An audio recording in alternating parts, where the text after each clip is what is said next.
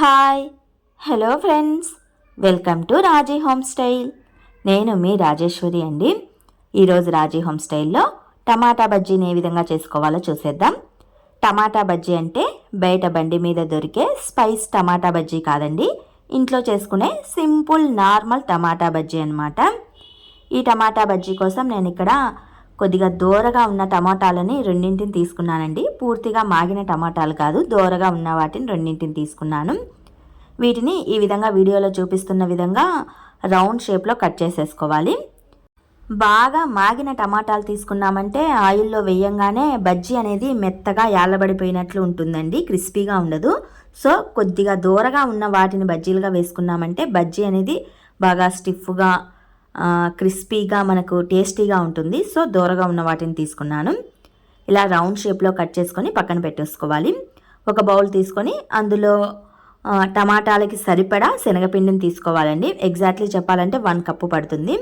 ఇందులోనే కొద్దిగా జీలకర్ర, కొద్దిగా పసుపు, కట్ చేసిన పచ్చిమిర్చి ముక్కల్ని వేసుకోవాలి. ఇందులోనే మన టేస్ట్కి సరిపడా సాల్ట్, 1 పించుమైన వంట సోడాని కూడా వేసేసుకోవాలి. కొద్దిగా వాటర్ని యాడ్ చేసుకుంటూ పిండిని కలిపేసుకోవాలండి. ఇందులోనే కొన్ని కరివేపాకు ఆకుల్ని వేసుకోండి, టేస్ట్ బాగుంటుంది. ఉంటే కనుక కొత్తిమీరని కూడా వేసుకోవచ్చు. నేనైతే ఓన్లీ కరివేపాకుని మాత్రమే యాడ్ చేసేసాను.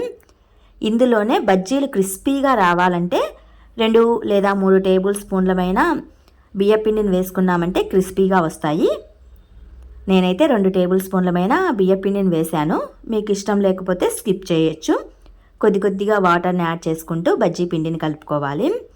వాటర్ని ఒకే మారు వేయొద్దండి, జోరు అయిపోతుంది. కొద్దిగా చూసుకుంటూ పిండి కన్సిస్టెన్సీని కలుపుకోవాలి. టమాటాని డిప్ చేసినప్పుడు పిండి అనేది టమాటాకి పట్టాలన్నమాట, ఆ విధంగా కలుపుకోవాలి. ఇలా పిండి అనేది టమాటాకి పట్టే విధంగా మనం కన్సిస్టెన్సీని చూసుకుంటూ కలుపుకోవాలి. ఇప్పుడు స్టవ్ పైన ఒక బాండి పెట్టేసి అందులో బజ్జీలు వేయించుకోవడానికి సరిపడా ఆయిల్ని వేసుకోవాలి. ఆయిల్ చక్కగా హీట్ అయిన తర్వాత ఒక్కొక్క టమాటా ముక్కని పిండిలో డిప్ చేసుకుంటూ ఆయిల్లో వేసుకోవాలండి. ఆయిల్కి సరిపడన్ని మాత్రమే వేసుకోండి, ఎక్కువగా వేసుకుంటే సరిగ్గా డీప్ ఫ్రై అవ్వవు. వీటిని అటు ఇటు కలుపుకుంటూ దోరగా వేపుకోవాలి. మంచి కలర్ వచ్చేంత వరకు వేపుకున్న తర్వాత టిష్యూ పేపర్ ఉన్న ప్లేట్లోకి సైడ్ ఆఫ్ తీసుకోవాలి. ఇవి బయట దొరికే స్పైస్ బజ్జీస్ కాదండి, ఇంట్లో పిల్లల కోసం నేను చేస్తున్న సింపుల్ నార్మల్ టమాటా బజ్జీ రెసిపీ అనమాట.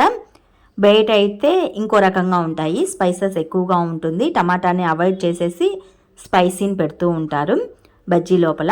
అవి కాదండి, జస్ట్ ఇంట్లో చేసుకునే సింపుల్ నార్మల్ టమాటా బజ్జీ రెసిపీ అనమాట.